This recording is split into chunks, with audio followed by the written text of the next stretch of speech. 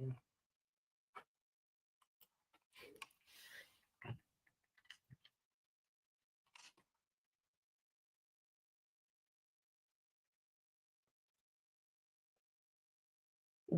up? What's up? What's up?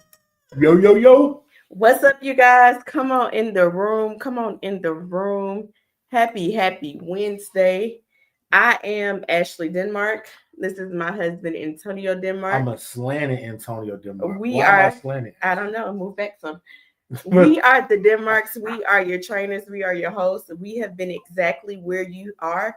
We have been on the sidelines trying to figure out how to get in this game of real estate. And we are here to show you exactly how to get in, how to stop spinning your wheels, how to do it, and feel confident about it. Feel confident about it. We have enough scars on our back, and our goal is to help more people like you get off the sideline, but with less scars. All right, with less scars because you're learning, you're growing every day. We have an amazing guest today, Nicholas Nick. I'm really excited about what he's going to be sharing with us today. So you guys come on, join in. I need you to tag.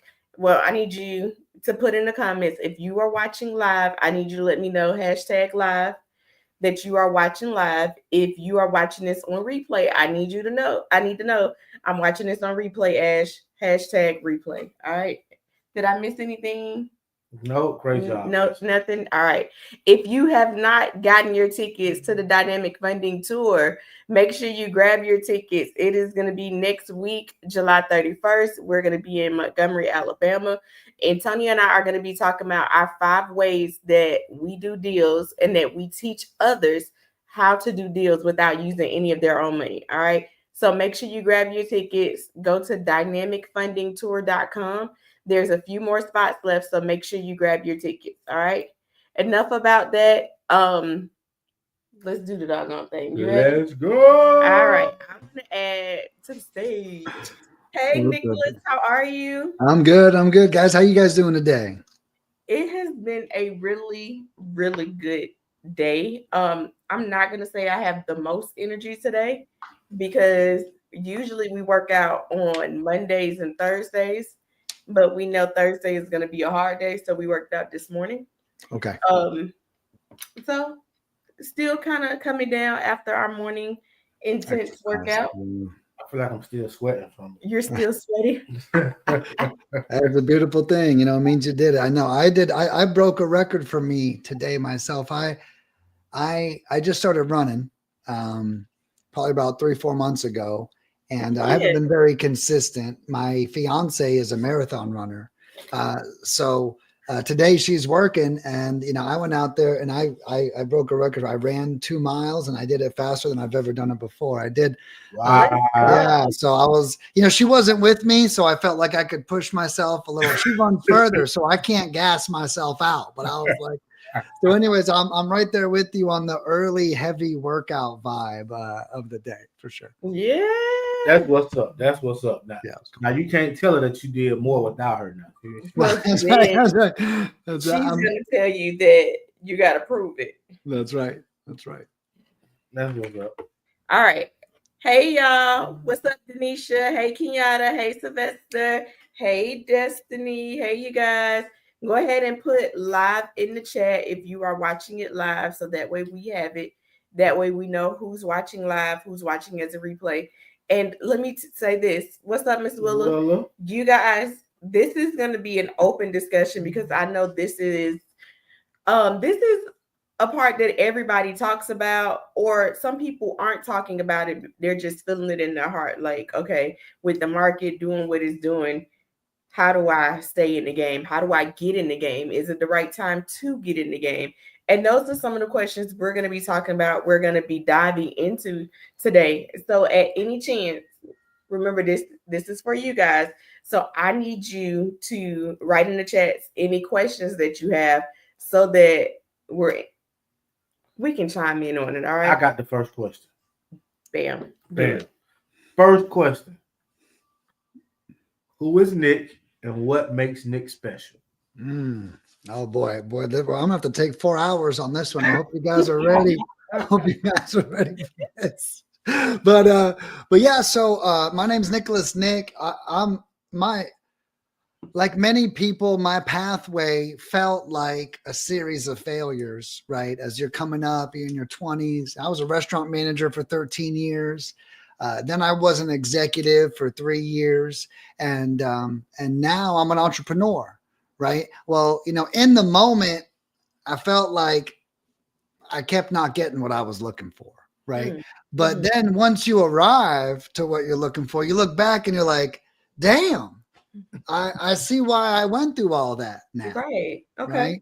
Right. So I'll give you that little, and then I'll give you the short version. So I ran restaurants for 13 years. That taught me a lot about systems, processes, and people. Okay. One of my restaurants I ran was the #1 store in the nation for that chain. It was IHOP, by the way. And a busy IHOP is crazy. All right. I mean, it's wild. And it was right outside of Disney World. We talked about me being in Florida over here. But it taught me so much. My staff had 80 people on one shift. I mean, it's crazy. It's like a factory, right? It's not even just like a restaurant. It's like a factory at that point. So restaurants taught me people, processes, and profits, right? Might be a great way to put it. Restaurant people, processes, and profits. That's right. And restaurants, they're restaurants are very hard to profit in. So they're like teaching us like all these little tricks and, don't order this and order less of that and keep this low. And it's like one of the tricks was you want it, whatever your most expensive item is, you want to go to your cooks and tell them you're running out of it. Okay. Because subconsciously they start using less of it just because you tell them because we got a bunch of that. They're like, yeah, let's get more of it on there. Let's do more stuff. So you learn all these human behavior patterns as well. So anyways, restaurants taught me that.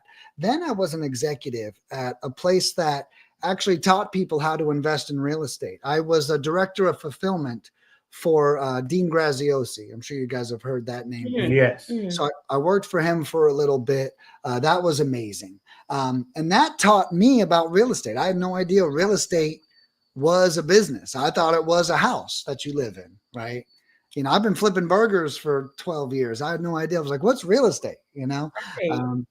And he taught me that real estate was a business. And the other thing that taught me is it taught me all the struggles of real estate investors. Being an executive and overseeing roughly 800, 900 students or clients at the same time, they all had the same issues. Either my direct mail isn't working or these systems are too complex for me to set up. Nick, I just want to talk to people that want to sell their house. I don't want to set up a system that puts me in front of people that want to sell their house, right? And I think people often forget those are two totally different businesses. Closing deals and generating leads are two totally different businesses. So from there, I stumbled and fell accidentally into what I do now, which is now I own what I would call an all-inclusive lead generation company, where we focus on pulling lists, getting phone numbers, cold calling, and texting everybody on that list. And it's as easy as literally clicking order now on my website. You don't have to worry about A2P certifications. You don't have to worry about scripts or employees or software or monthly overhead, any of that. You say, I'm in these 3 zip codes. I want all the absentee owners. Here's $1,000. Call me when someone says yes. Okay. So it's like, I try to keep it that easy on real estate investors now. That's really sweet. Because people really don't like systems. They don't like processes because they don't realize that it is probably the foundation to surviving. So if you can give them that and not even realizing that they're giving it, I think they grow at the same time. Right. But it also changes the dynamics. I really love that. Tell me a little bit about younger Nick. Like, did younger Nick grow up in a single family household? Like, what was younger Nick? And how did younger Nick mold to the Nick today to even be an investor? Like, surely there are some trigger points from growing up. Yeah, my dad was pretty much the man. you know, is really just the best way to put it. And it was all working. It's all about working hard. It was all about earning it, you know. Any dollar my father ever gave me, I had to pay him back, right? Like, I liked it. There was no like, here you go, son, knock yourself out. It was, and you know, and we were kind of poor whenever I was really young. When I probably hit middle school, maybe dad's making six figures now. At that time, you know, but he still raised me the same, right? At no point ever did anything ever change. So one rule my father had was if I wanted something for Christmas and it was expensive, like unreasonable, like I wanted a bicycle once that was $300 when I was 14. Okay. Oh, okay. And that was a lot of money in, you know, what was that? 1995 or 1999. That was a lot of money in 1995. Yeah, right. And my dad's rule was if you want something unreasonable, you have to pay for a third of it. Okay. So even though maybe I didn't have the money myself, if I got Christmas money from someone else, I had to give it to dad to make up for a third. So he always made me earn my keep. Now, personality wise, I had ADHD. I was, my story is kind of unique and I'll tell you about it, but I was like, and this is, I'm getting somewhere. I was bullied. I was small. So I was small and I was bullied, but the problem with me was I was smart. Okay. So I'm small. I show up, I get bullied year one, year two. I'm like, I got this shit. Hold my beer. Okay. Hold my juice box. Okay. I'll show you guys what a bully is. Right. And so I kind of learned the system, if you will, you know, and in my school years, I was pretty rambunctious peer to peer, like, you know, like to the other kids, but to the teachers, I was always respectful. So it's like, I understood the barrier. Like my teachers loved me. My classmates likely loved me, but if they didn't love me, I was picking on them. Okay. Was kind of the sort of it. And, you know, and even though I may seem at peace with it now, there were several years that being a bully really like ate me up. Right. Yeah. Not a lot of great memories, you know, coming from that. I am thankful for social media. Social media really allowed me. I literally have reached out to everyone I like ever hurt and like messaged and found them on Facebook and apologized. I remember one time one of my friends sold me a weight bench and I never paid him for it. He just dropped it off. And 10 years later, in the middle of COVID, I sent him $300. You know, I was like 10 years later. And I was like, bro, I stole your weight bench from you, dude. I'm so sorry. And, you know, he sent it back to me and he said, Nick, I probably deserved it. And God has blessed me. Why don't you give this to somebody who needs it? Sweet. Oh, that was sweet. Yeah. That was sweet. And so, you know, and I just share that because I can't tell you about younger Nick without touching on some of these stories. Again, I'm not proud of this behavior, but it is a part of my journey.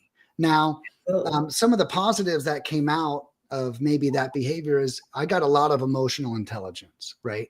When you are constantly messing with people, you do get a lot of emotional intelligence, you know, out of that, you know, and in the end, I see how it was a part of my story and and I'm also super kind now. And one of the reasons why I'm like really nice and generous now is because I know what it's like to not be nice and generous at the same time. Right. So anyways, that's kind of a little, but yeah, that's younger me, you know. That's younger Nick. Yeah.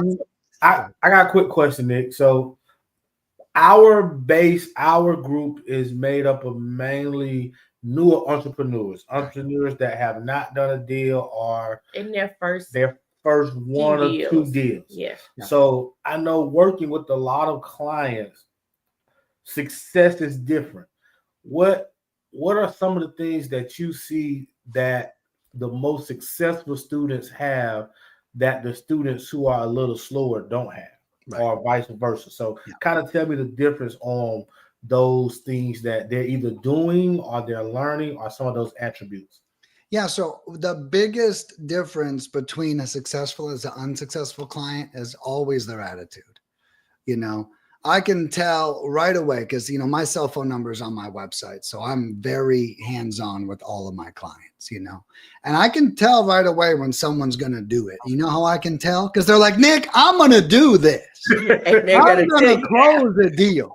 You know what I mean? It's like, you know, and they're not saying that because they've closed a ton of deals. They're saying that because they believe in it. Right.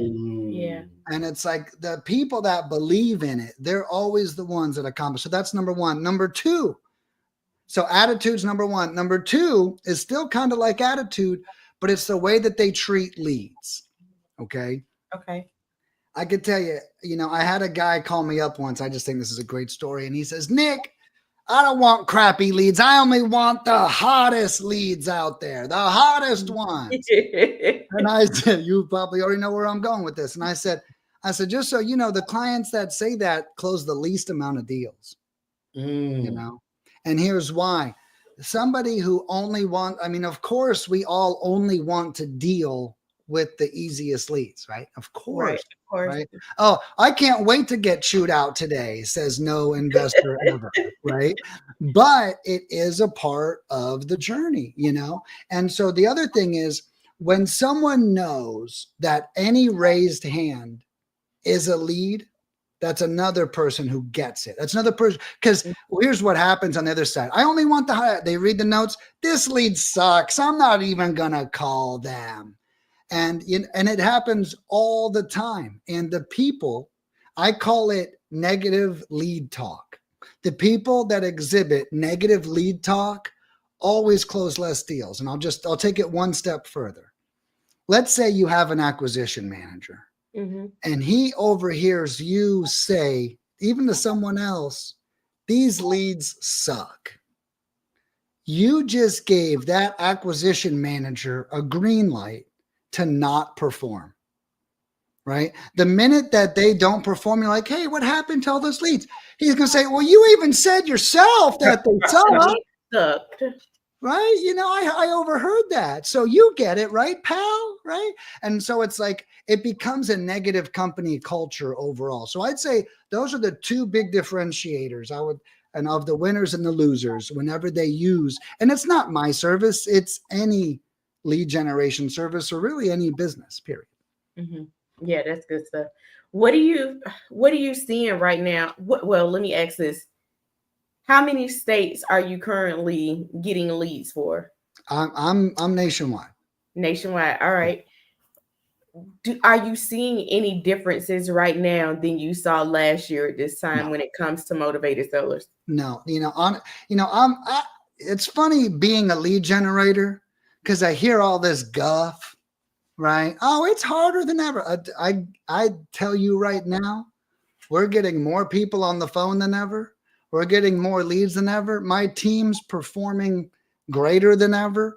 And don't get me wrong, you know, maybe the market does suck, but maybe my training is overcoming the market sucking. And it's like, in my opinion, the market doesn't suck. What I tell people is this: if they're afraid of getting lower results, it's very simple. Your market selection is your choice of difficulty. Okay. If you want to go into, I'm going to name the 7 worst markets in America. Roll them off. Okay. You ready? I tell all my clients, stay away from these places. Stay away. Okay. Miami, Orlando, Atlanta, Houston, Dallas, Phoenix, Southern California. Agree. Those are the hot markets. Agreed. That's right. That's right. Those are the hot markets. Stay away. That's right. They're so hot, you know, and they're so saturated, you know, and people that are there, they go, I'm in Houston. How far out of Houston should I go before it gets easier? I'm like 100 miles. It's crazy. Houston's huge. There's so many people investing over there. Or what I tell them is this, or, hey, you can stay there and just understand the expectation, right?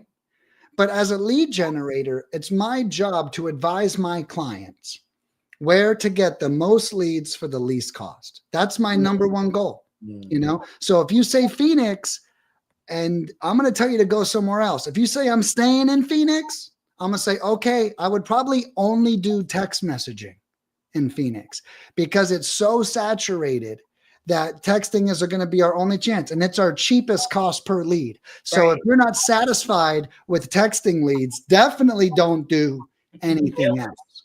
Right. For sure. All right. So Miss Carter said, when you say leads, are y'all referring to houses you're looking for that can be flipped?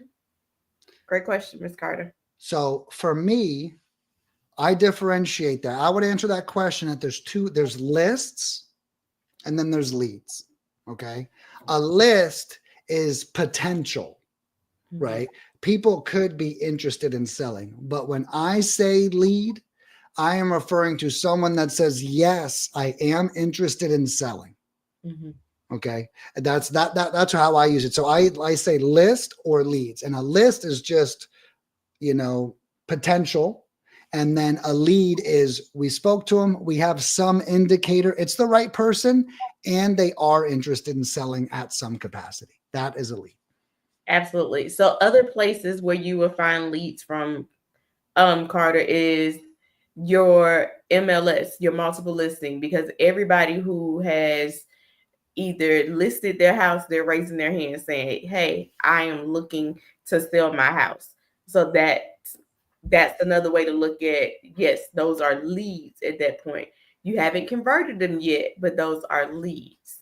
Same thing. There's so many ways when you become an investor that you can literally get deals. All right. But a part of that is having a lead source.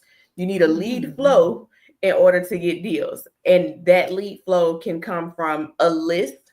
And that list, when you talk to them, you verify, hey, are you interested in selling 123 Main Street? They say yes, which is what Nicholas is saying. And now you know for sure everybody from out of the 800 people that's on this list, let's say 200 people raised their hand and said, absolutely, now is the right time.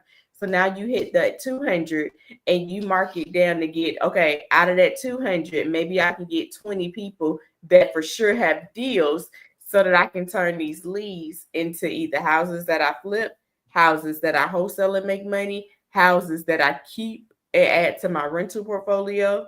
But that's basically the cycle of the leads.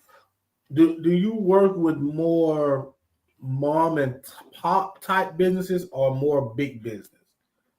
I feel like I'm a pretty decent. The thing about me is, my smallest package is $85, right? So someone could really show up with some change in their pocket and get up and running. So I appeal. The answer is both. I appeal to the mom and pop because at a very low cost, I can get you off the ground. Okay. Right. And then I appeal to the veteran because Nick, I hired this VA and 2 months went by and he didn't even make any call. Yeah. So he's all like, oh, I'm over it. I want you to do it. Or the new person is like, that's only 100. Like I have a package that includes data, phone numbers, and texting that starts at $140, right? So a lot of people, they can get mobilized quickly for a low cost. And I kind of have this cool model where I really attract everyone. I will say newer or mom and pop style like me a lot, because one of the big things I offer on my website at the top, it says free REI courses. One thing I give away for free is a course where I teach my clients how to take my leads and put them under contract. So I give them a script, I give them a process, and it's like, I'm not saying it's the best thing you've ever seen. It is really good, but it's better than I've got nothing. Right. Or, hey, Nick, send me leads. I send you leads and the script to use on the leads all at the same time. If you want that course, drop free in the chat so we can make sure that you get access to that course. That'll absolutely be amazing. I'm gonna definitely go check it out myself. I don't know if you have these type of numbers, but I'm gonna ask anyway. If you don't, you don't. I probably do. About how many leads is it taking to get a deal? So if my clients are executing my course, which it's really simple, the basis of it is call every damn lead, regardless of how you feel about it. which is what we said earlier, right? So it's like over the years, I now proactively train my customers to like have a great mindset, right? Like one of the steps in the course is read the notes and envision all of the positive outcomes that can happen, not all of the negative ones, right? So let's envision some positivity. But if you're doing all the work on your side, you should be closing a deal in about 1 in 20 leads, worst case scenario. Now, my veterans might close 1 in 12 to 15. You know, my average client is probably 1 in 18 to 23, if I'm being honest. But they can't discriminate against the leads. They can't tell themselves the lead sucks, right? My rule is the lead you don't call is the one that closes. You know, that's what I'm terrified of, you know, myself. But yeah, I'd say, if I'm being fair, I'd say 18 to 23. But what I tell my clients is, if you haven't closed I think this is just a good rule of thumb. If you've got 20 leads and 0 contracts, you missed something. So, and like I said, it's not pointing the finger, but it's just go back. Maybe you looked just on a sheer numbers basis, 5%. You should have had an appointment. You should have had 2-3 appointments.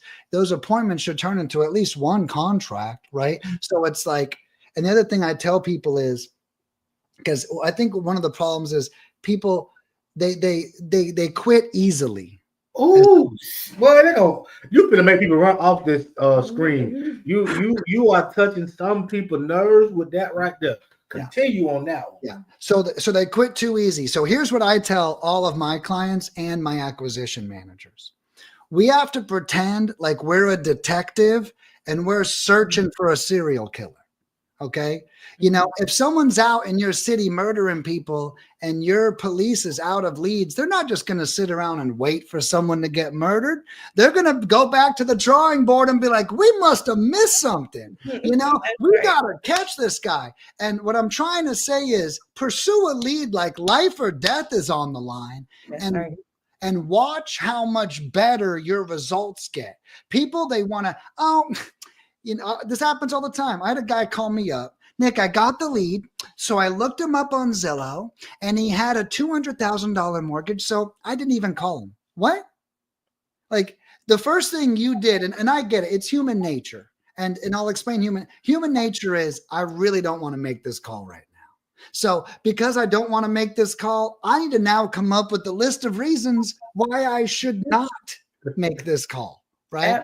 Absolutely. And one of the reasons is he's got a mortgage. You know what? I don't want to talk to people with a mortgage. And that mortgage is too high. You know what? That number could be wrong. You could be reading it wrong. You know, there's 1,000 things. So, you know, and this is going to strike. If you're the kind of person when you get a lead, and it's human nature, don't beat yourself up, but you get a lead and the first thing you do is come up with excuses not to call them.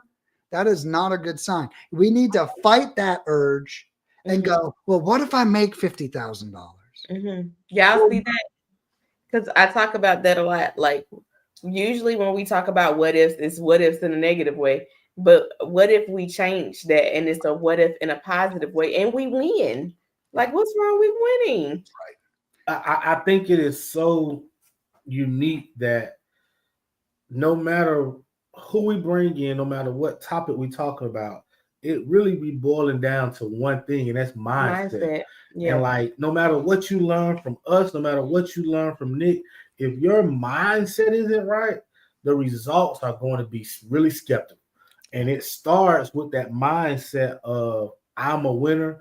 I believe in it. It's going to work. No matter what this stuff in front of me is saying, I know it's going to work out. Yeah. That's right. And you're supposed to have challenges, all right? Nothing is going to come easily. Like you're supposed to fall and get back up. So don't just say, I don't want to be uncomfortable. I don't want to lose. Who cares if you lose? Lose so you can hurry up and know how to win. That's but right. If you never take that, you're never going to get there. You're going to always be playing double dutch saying it's now the right time. It's not the right time. It's been the right time. Go. Okay. So I think I know the answer, but I'm gonna ask it because I'm not an assumer. Yeah. In your free course, does it come with a script at all? Yeah. Oh yeah. Don't forget, y'all. If you want Nick's free course, drop free in the chat. He had a free course on how to talk to these leads that he's basically gift wrapping, putting in a bow on, and say, "Go make some money." Listen, Well, you know, have no reason not to succeed. well, and you know, that's right. And you know what I realized? Here's what I've realized as a lead generator. The more support I provide my clients, the more action they take, right? Mhm. It's very hard when they're like, Nick's got my back. Everyone gets my cell phone number, everyone gets my script, everyone can call. I tell everyone, if you're close on a lead and you're stumped, I don't care. Call me. You might even just need a pep talk. Like shit, like get in there, you know, like because but it's because I know what it's like. I respect how scary it is. All right, here's the lead. Here's the phone. All right, I'm go. Hey, if you need to call me first, and I can just rub your shoulders and slap you on the ass, you know. Hey, man, I'm here for it. You're about to change your life, and so one of the rules I had, based off what you just said earlier, so we talk about failing so we can succeed. I tell my clients, the uglier the lead, the more you should experiment with it. That's right. If you think it's not going anywhere anyways, learn something. Why don't you? You know, try. I've got this client, and whenever, they said they wanted 100. They said they wanted 100,000. They said that they wanted. They said they wanted $100,000 for the property, so I just got off the phone. And I'm like, you should have said, well, how did you come up with that number? And it's like, hey, and one of my other rule is we never fold. When someone hits us, we always push back once. Well, tell me more about that. It's not just because we don't want them to get used to saying one thing and we just hang up. So we want them to know that if they throw anything, we can't fold. We got to push back a little bit. And that's where the learning comes from. Absolutely. I love it. That is exactly where it comes from. You got a question on the comment up there? Or let's see. A put, my business is at a corner lot location, and it is very visible and highly trafficked. I'm placing We Buy Houses signs on businesses. What is the guest opinion as to best leads, worst leads, best responses? So I think Nicholas said it. All leads are great leads. So don't turn any of them down.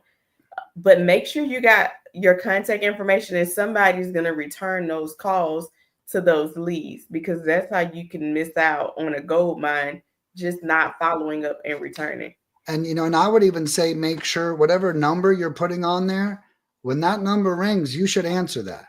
We have to treat every lead like it's going to make us $50,000. And if it doesn't, then like I was saying, then we have to learn as much as we can. So here's my rule. My other rule is we need to pursue every lead as much as we can. So even if that one doesn't close, whenever one comes along just like it, we're like, I already know what to do because I did it all on the last one. So it's just about building the reps. It's like being in the gym. We got to knock our reps out. So when the day comes, we can lift that car off of that little kid if we need to, or we can put those muscles into function when life is on the line. Absolutely. Absolutely. You got another question up on there? I got a off the wall question if you want to do yours first. Okay. Can you please give an example of how people get stuck on leads? Yes. Well, and that's doing too much research too early. Okay. No research you should do should talk you out of anything. Right. Oh, well, the lead, let's say I send you over the lead. They said they want 100K. You do research on the lead. It says the property is worth 50. Right. Who cares? Have the conversation, call them up. Maybe we took the wrong note. Maybe they're talking about a different property. Who knows? It's like, don't get all caught up and stuck. So in my business, it's a rule that if you're going to comp before you talk to the seller, then that comp cannot mess with your head. That comp is only information. Okay. And another rule I just created today was we all have a bias. We're all going to feel, we have to respect, oh, well, they said it's 100. I see it's only worth 50. My bias tells me this is going to be a crappy lead. I totally respect that. I'm not telling you that's going to be a great lead, but we have to respect our process more than our emotions. That's what we really have to do. And the emotions are going to be like, don't call them. This sucks. It's a waste of your time. Don't do it. But the process says, well, what if you made $50,000? What if you made 50? I'm gonna give a pro tip. I'm not a big phone person. That's not my thing. But to the aspect of they say they want 100, is worth 50. Always asking the seller, do you have any other properties? Right. That can open the door to a whole new world. Like maybe that property doesn't work, but always asking them, hey, do you have any other properties you're interested in selling, or any other properties that's in a motivated seller situation? But just having those conversations and building up those muscles really go a long way. Those reps are so important in everything you do, you guys. You got to put in some reps. All right. Yeah. Before you go, I know you're trying to let Nick get out of here, but I got my off the wall question. Okay, what's your? All right, this is a opinion, Nick. All right, what's your opinion on? I'm a 2-part question. What's your opinion on the AI answering service, and how do you see AI affecting this space in the future? So glad you asked. An AI answering service, as long as it can fool you, is great. Right? I will say as soon as the jig is up, it's like, then they just think you're being cheap. Now, AI on an inbound, I think is brilliant. Okay. Now, AI on outbound, like AI cold calling, is technically illegal. Okay. And so that's a robo dial. But using AI on anyone after they've said yes is legal. Okay. And so I'll just throw that little tip in there as well. I do think AI is going to get really good. I do think that voice AI is not good yet. And I think it's still very obvious bad. And I'll tell you guys this, we have minimal room of error with these leads, with everybody. When I ran restaurants, we had a rule, and that was every moment that a customer is in your restaurant is a moment of truth, which means that they could see anything at any given time that makes them hate this restaurant. Right? Are they going to go to the bathroom and there's going to be water all over the counters? That's disgusting. We've all seen that before. Okay. Are they going to go to the bathroom and there's paper towels everywhere? Is the inside of the person greet them when they walked in the door? We do not realize how sensitive the customer experience is. And it's only getting more and more sensitive as time goes on. So what I would say is no matter what you do, make sure you treat your customer with the utmost respect. Everything I do at Lead Mining and the free course that we're talking about, it's designed to give the seller a great experience, which is what nobody's talking about. Everyone's trying to give themselves a great experience by doing leads and making lowball offers. Well, think about the person you're talking to and their experience. And if you focus on them, you're going to get what you're looking for almost every time. So I kind of reverse construct it, and I'm really big on the seller experience, and it has to be amazing because naturally mistakes are going to happen. So those mistakes cannot come from our process, if that makes sense, because naturally they're going to happen anyways. Oh, that was good stuff. Just to recap, if you want the free course from Nick, make sure you write free in the group. If you have any questions for Nick, make sure you drop your questions in the group. In my opinion, Nick is the GOAT when it comes to getting leads in the housing space. I'm telling you, that is the lifeline of your business. You got to always have leads. You got to generate So leads. if you got any questions for Nick, make sure you drop your questions. Absolutely. And I'll just go back through to make sure I didn't miss anything. What advice would you give anyone watching this training, Nick? So normally, and I've mentioned it twice, so I'll touch on it briefly now and I'll give another piece. The main piece of advice when someone asks me that is do not prejudge your leads. All right, but we've talked about that twice, so I won't bring that up, even though I just kind of secretly did. So do not prejudge your leads. That's number one. Number two is a recent epiphany I've got. Okay. And I'm coaching this client of mine, and he's like, Nick, I just need that first deal. I need that first deal to make it real, Nick. You know, and I'm like, look, look, dude, here's what I tell myself. This is true. This is what I tell myself. And I'm going to say it as respectfully as possible.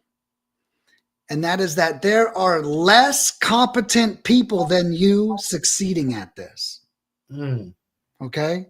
So there's people with low integrity succeeding at this. There's people who suck at this succeeding at this. So if you're paying attention and you find yourself to be a competent person, then know that you've already accomplished it in the future. Try not to get stuck by saying, if only I could close a deal, it'll be real. No, your pursuit, your relentlessness of making this happen and you respecting how competent you are as a person is making it happen. And when I was coming up, when I ran that education company, you know what really talked me in? This is going to be a little weird sounding, but you know what allowed me to know that I'm going to be a millionaire? What was it? Is I saw less competent people than me making $500,000 a year. And I'm like, I am way smarter than that person. Why am I not as successful? You know what the difference was? It was me. I was the difference. Say that And again. it's like, and I had to change and I had to be better. I had to wake up one day and say, I'm going to keep my word to myself. Yeah. I'm going to do things I don't feel like doing. Right. And that's what it takes. That less competent person that's succeeding, they already got through the hump of keeping their word to themselves. Right. That's how they got here. So I love to remind people that less competent people are doing it. So you can do it too. You can do it. We are like right lock and step with that saying. We twist it a little bit and we always say, whatever situation you're in, somebody has took that situation and won. Yeah. Right. And you just got to believe that situation is actually for your good. And in the end, you will look back on it like, oh, that's why that was happening to me. Or that's why I went through that. It was preparing me for this. Well, and then if we go back when I was telling my story, that's exactly what I said. My story felt like a series of failures. You know, before I was 33 years old, I had 33 different jobs. Okay. It's crazy. And, you know, and it's like my dad was so concerned about whether I was going to be successful or not. Right. And it's like, we do not know. We do not know what it holds. And then now that I own my own business, guess what? Looking back, I go, well, I know the processes at 33 different companies around the world. So why am I so good at systems and processes now? If I only had one job for 20 years and that's it, I wouldn't know shit. But because I was in all these different businesses doing all these different jobs, now I have this really unique perspective of business that isn't isolated. So it's like in the moment, my dad's like, Nick, you're a loser. What's going on? You can't keep a job, bro. Like why are you getting fired all the time? And then in the present day, it's experience, right? And so that's exactly to our point. Absolutely. All right, I've been asked a lot of questions. Ashley, I'm done with all my questions. Yeah, I doubt it. I doubt it. Oh my goodness. I don't see any other questions in the chat. You guys let me know. Did you learn something today? Are you feeling more confident to go reach out to these leads? And let me say this, leads are all around you guys. All right. It's all around you. Do not look at anything as if it's not a lead. When you are talking to your stylist, that could be a lead. When you are going to the post office, you can find leads there. Like Every conversation you have should be about you being a real estate investor and you looking to buy a few more houses before the end of the month. Even if you've never bought a house, you need to have those conversations. How can I help more people? How can I solve more problems? The name of this game is solving problems. All right. That means you have to put away your personal problems to solve other people's problems. All right. So put away your personal and start solving other people's problems, and then your problems will solve on its own. It's crazy. It doesn't make any sense, but I promise you, if you try that tactic, it works every time. So, In order, last question. okay. What's your favorite method? Is it cold calling, text message, or direct mail? For me, I like call and text paired together. And the reason why is I say calling brings the quality, texting brings the quantity. Okay. And the other part is, as a newer person, I'm a big math nerd, but as a newer person, calling and texting leads are much cheaper. So we are talking a lot about gaining experience today, right? So if I do direct mail, my direct mail lead might be $150 to $500 per call I get. Well, that's very hefty price tag of experience, if that makes sense, right? Mm-hmm. If I spend $400 on a conversation and I'm new, that's going to be a painful lesson. But if we're getting, let's say, $50 to $100 calling and texting leads, and we're getting experience through those, it's going to be much more advantageous for you. So not only do I like calling and texting, mainly because they're cheaper costs, but I also like them for newer people because the cost of experience is lower. And when you're new, like we've talked about over and over, you need all the experience you could get without draining your bank account, because you don't want to drain your bank account and then all of a sudden you have experience and you're like, well, I spent all that. Oh shit. I spent all that. So it's like, so that's how I recommend it. So if you're new, learn on calling and texting, refine those skills, and then go into direct mail would be if you wanted to, or if you're really good at calling and texting, just stay in that world. Absolutely. You guys, I hope you guys are taking notes. Nick just said something that I think was important. Don't just do it, but refine those skills and get better at it. All right. You should be getting better at it every single day. This is not a get rich quick scheme. Okay. So if anybody told you in real estate you're going to get rich quick, that is not true. Can you get rich? Absolutely. The most millionaires are in the real estate field, but you got to put in some work. You got to know if you have a deal. You got to take away your fear. Be okay with having uncomfortable conversations. Be okay with talking to sellers. Be okay with negotiating so that you can get the best deal. But the only way you're going to do it is if you put some reps in, you put some time in, and refine those skills. Great job. Well said, Ms. DeMar. Nick, I want to tell you thank you from the bottom of my heart. I really enjoyed today's conversation. Abe said, awesome conversation. Good. What is the best way to get in contact with you? So my website is really the best way, and that's at leadminingpros.com. And I say that because there's a link to follow me on Facebook at the top, and my cell phone number's there, and you can book a call with me. So no matter how you want to get a hold of me, I'm right there. And what I like to tell people is, feel free to book a call with me and just pick my brain. It's not a sales call. I'm not going to pitch you. It's not a sales call at all. It's, hey, Nick, I got questions. What's the best market for me to be in? How can you help me do this? What should I say to these leads? So feel free, if you even book a call, it could just be a powwow. You don't have to have a credit card out ready to buy, so I just like to tell everybody that. I like meeting, and that's my restaurant manager in me. I don't mind meeting my customers. I think a lot of times people are like, I want them to pay. I don't care. Let's meet today. And then one day you will pay. That's right. I love it. All right. Go ahead. Close it out, babe. All right. I love you guys. I can't wait to see y'all next week. If you have not gotten your tickets to the Dynamic Funding Tour in Montgomery, make sure you go ahead and get it. Go to dynamicfundingtour.com to secure your seats.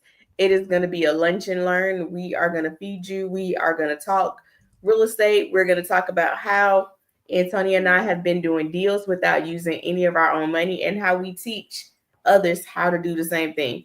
So make sure you're there. Make sure you come.